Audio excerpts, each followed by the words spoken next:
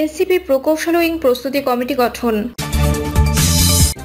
এদিকে আওয়ামী লীগে যারা জুলুম করেনি তারা বিএনপিতে যোগ দিতে পারবেন বলছেন আমির খসরু। জানাবো আওয়ামী লীগের সঙ্গে সম্পর্ক ছিন্ন করতে ভারত সরকারের প্রতি আক্তারের আহ্বান। এবং সর্বশেষ জানাবো বাংলাদেশের সীমান্তে কাদের ঠেলে দিচ্ছে ভারত, কেন দিচ্ছে। শুনছিলেন সংবাদ শিরোনাম, এবারে বিস্তারিত। এনসিপির প্রকৌশল উইং প্রস্তুতি কমিটি গঠন। জাতীয় নাগরিক পার্টির প্রকৌশল উইং গঠন করা হয়েছে। দলটির মুখ্য সমন্বয়ক নাসিরউদ্দিন পাটোয়ারি এই কমিটি অনুমোদন দিয়েছেন। এনসিপি জানায়, উইং এর প্রতিটি সদস্য এমন একটি বাংলাদেশ নির্মাণে প্রতিশ্রুতিবদ্ধ যেখানে প্রকৌশল হবে জাতীয় উন্নয়নের চালিকা শক্তি এবং প্রযুক্তি হবে স্বাধীনতা রক্ষা কবচ। আওয়ামী লীগের যারা জুলুম করেনি তারা বিএনপিতে যোগ দিতে পারবেন বলছেন আমির খসরু। আওয়ামী লীগের সমর্থক ছিল কিন্তু বিএনপির কার্যক্রম বাধা দেয়নি। বিএনপি নেতাকর্মীদের ওপর জুলুম করেনি, উল্টো ভেতরে ভেতরে তাদেরকে সহযোগিতা করেছে। এমন লোককে দলে নিতে কোনো সমস্যা নেই বলে জানিয়েছে দলটির স্থায়ী কমিটির সদস্য আমির খসরু মাহমুদ চৌধুরী।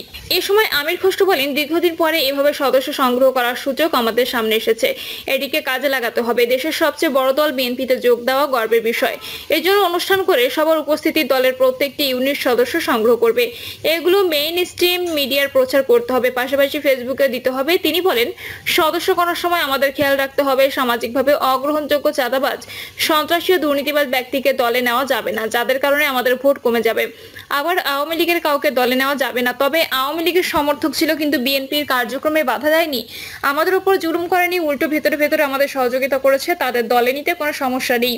তবে গোপনে কাউকে সদস্য করা যাবে না। বিএনপিতে যোগ দিতে হলে ঘোষণা দিতে হবে এবং প্রকাশ্যে যোগ দিতে হবে। আওয়ামী লীগের সঙ্গে সম্পর্ক ছিন্ন করতে ভারত সরকারের প্রতি আক্তারের আহ্বান। আওয়ামী লীগের কার্যক্রম নিষিদ্ধ করায় ভারত সরকারের উদ্বেগ প্রকাশের সমালোচনা করেছেন জাতীয় নাগরিক পার্টির সদস্য সচিব আক্তার হোসেন। তিনি বলেছেন, আমরা ভারত সরকারের কাছে আহ্বান রাখবো, বাংলাদেশে বাকশালী ফ্যাসিবাদী স্বৈরতান্ত্রিক গণহত্যাকারী ও মানবতা বিরোধী অপরাধী আওয়ামী লীগের সঙ্গে আপনাদের যে সম্পর্ক, সেই সম্পর্ক ছিন্ন করে এদেশের মানুষের সঙ্গে সম্পর্ক তৈরি করতে হবে। এনসিপি যুব সংগঠন জাতীয় যুব শক্তির আত্মপ্রকাশ অনুষ্ঠানের সমাপনী বক্তব্য দেন আক্তার হোসেন। আজ বিকেলে রাজধানীর গুলিস্তানে ক্ষমতাচ্যুত আওয়ামী লীগের পরিত্যক্ত কার্যালয়ের সামনে এ অনুষ্ঠানের আয়োজন করা হয়। অনুষ্ঠানে এনসিপি সদস্য সচিব আক্তার হোসেন বলেন, বাংলাদেশে যারা গণহত্যা, মানবতা বিরোধী অপরাধ করেছেন, অপরাধের দায়ে বাংলাদেশে যাদের রাজনৈতিক কার্যক্রম নিষিদ্ধ হয়েছে, সেই আওয়ামী লীগের পক্ষে ভারত সরকার উদ্বেগ প্রকাশ করেছে। ভারত সরকার দীর্ঘ সময় ধরে এদেশের মানুষের সঙ্গে তাদের সম্পর্ক তৈরি করেনি, বরং তাদের সম্পর্ক ছিল এদেশের জনগণ থেকে বিচ্ছিন্ন আওয়ামী লীগের সঙ্গে। এনসিপির এই নেতা বলেন, বাকশালী ফ্যাসিবাদী স্বৈরতান্ত্রিক গণহত্যাকারী ও মানবতা বিরোধী অপরাধী আওয়ামী লীগের সঙ্গে সম্পর্ক ছিন্ন করার জন্য ভারত সরকারের প্রতি আহ্বান থাকবে। এদেশের মানুষের সঙ্গে সম্পর্ক তৈরি করতে হবে। ভারতকে কোনো বিদেশি প্রভু বাংলাদেশের রাজনীতিতে হস্তক্ষেপ করতে পারবে না। আক্তার বলেন, 2024 সালের 5ই আগস্ট আওয়ামী লীগকে রাজনৈতিকভাবে পরাজিত করা হয়েছে। তাদের আন্দোলন সংগ্রামের মধ্য দিয়ে অন্তর্বর্তী সরকার আইনগতভাবে আওয়ামী লীগের ব্যাপারে সিদ্ধান্ত নিয়েছে। মতাদর্শিকভাবে আওয়ামী লীগের রাজনীতিতে বাংলাদেশ থেকে বিতাড়িত করার সময় এসেছে এখন। আওয়ামী লীগের কার্যক্রম নিষিদ্ধের সিদ্ধান্ত অনেকে মেনে নিতে পারছেন না, এমন মন্তব্য করেছেন এনসিপির এই নেতা। তিনি বলেন, আওয়ামী লীগের কার্যক্রম নিষিদ্ধ হওয়াকে যারা গ্রহণ করতে পারছেন না, আমরা তাদের বলতে চাই, বাংলাদেশে গণহত্যাকারী বা ফ্যাসিবাদী জুলুমবাজ স্বৈরতান্ত্রিক কোন শক্তিকে আপনারা কি আবার পুনরুজ্জীবিত করতে চান? বাংলাদেশের মানুষ আওয়ামী লীগকে বাংলাদেশে আর পুনর্বাসিত করতে চায় না। গণপরিষদ নির্বাচনের দাবি এনসিপির সদস্য সচিব আক্তার হোসেন বলেন, ফ্যাসিবাদী একটি দল থেকে বাংলাদেশ মুক্ত হলেও ফ্যাসিবাদী ব্যবস্থা এখনো রাষ্ট্র সংবিধানে বিরাজ করছে। যদি সাংবিধানিকভাবে ক্ষমতা কাঠামোর জায়গায় দেশকে ফ্যাসিবাদ মুক্ত করতে হয়, তাহলে অবশ্যই একটি নতুন সংবিধান প্রণয়ন করতে হবে। নতুন সংবিধানে অবশ্যই ক্ষমতার ভারসাম্য, জবাবদিহি ও বিকেন্দ্রীকরণকে নিশ্চিত করতে হবে। শুধু সংবিধান সংশোধন নয়, সংবিধানের মূল কিছু ঠিক রেখে ও পারিপার্শ্বিকতার সংশোধন করে বাংলাদেশকে একটি গণতান্ত্রিক রাষ্ট্রে উন্নীত করা সম্ভব নয়। পরিপূর্ণভাবে গণতান্ত্রিক রাষ্ট্রে উন্নীত করার জন্য নতুন সংবিধানের স্বার্থে একটি গণপরিষদ নির্বাচন আয়োজন করতে হবে। জুলাই অভ্যুত্থানে শহীদ ও আহত ব্যক্তিদের ব্যাপারে রাষ্ট্র শতভাগ দায়িত্ব নিতে এখনো পর্যন্ত ব্যর্থ হয়েছে বলে মনে করেন আক্তার। অন্তর্বর্তী সরকারের উদ্দেশ্যে তিনি বলেন, জুলাই যোদ্ধা ও জুলাইয়ের শহীদদের পরিবারকে যথোপযুক্ত রাষ্ট্রীয় মর্যাদা ও সুযোগ সুবিধা দিতে হবে। জুলাই অভ্যুত্থানের সময় জগন্নাথ বিশ্ববিদ্যালয়ের শিক্ষার্থীরা যে গুরুত্বপূর্ণ ভূমিকা পালন করেছেন সেটাকে ভুলে যাওয়ার কোনো সুযোগ নেই। জগন্নাথ বিশ্ববিদ্যালয়ের শিক্ষক শিক্ষার্থীরা যেসব ন্যায্য দাবি দেওয়া নিয়ে রাজপথে হাজির হয়েছেন, অতি দ্রুত তাদের সেসব ন্যায্য দাবি দেওয়া বাস্তবায়ন করতে হবে। মানবিক করিডোর দেওয়ার বিষয়ে যে আলোচনা এখন চলছে তা নিয়েও কথা বলেন এনসিপি সদস্য সচিব আক্তার হোসেন। অন্তর্বর্তী সরকারের উদ্দেশ্যে তিনি বলেন, বাংলাদেশ রাষ্ট্রের স্বাধীনতা, সার্বভৌমত্ব, জাতীয় নিরাপত্তা সংশ্লিষ্ট প্রতিটি বিষয়ে সিদ্ধান্ত নেওয়ার ক্ষেত্রে রাজনৈতিক দলগুলোর সঙ্গে পরামর্শ করে সিদ্ধান্ত নিতে হবে। মানবিক করিডোরের প্রয়োজন আছে কিনা, সেই করিডোরের নিয়ন্ত্রণ কাদের কাছে থাকবে, সেই করিডোর দিয়ে কি পারাপার হবে, প্রতিটি বিষয়ে রাজনৈতিক দলগুলোর সঙ্গে আরো আলোচনা করে সিদ্ধান্ত নিতে হবে। বাংলাদেশের সীমান্তে কাদের ঠেলে দিচ্ছে ভারত, কেন দিচ্ছে? ভারতে অবৈধভাবে বসবাসকারী বাংলাদেশের সন্দেহ ধরপাকড় শুরু হওয়ার পর থেকে বাংলাদেশে পুশব্যাক করে দেওয়ার বেশ কয়েকটি ঘটনা সামনে এসেছে।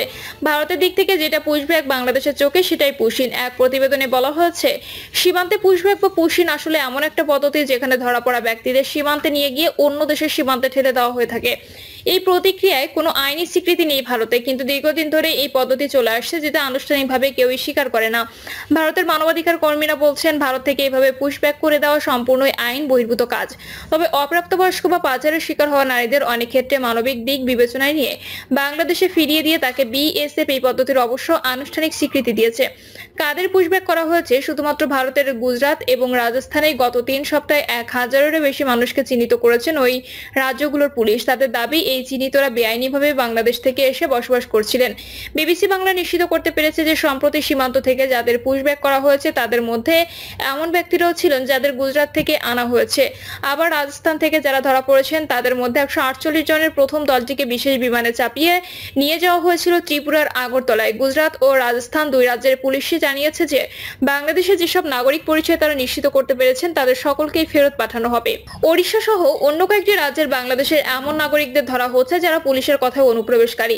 অবৈধ বিদেশিদের জন্য আইনে কি আছে? আইন অনুযায়ী পুলিশ কাউকে ধরলে তাকে 24 ঘন্টার মধ্যে আদালতে হাজির করার নিয়ম আছে।